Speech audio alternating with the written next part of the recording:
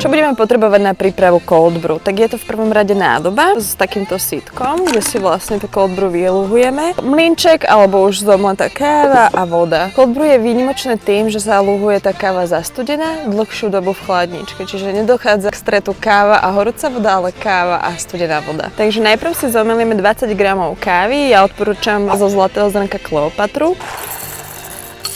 Káva by mala byť hrubšie pomletá, podobne ako na filter.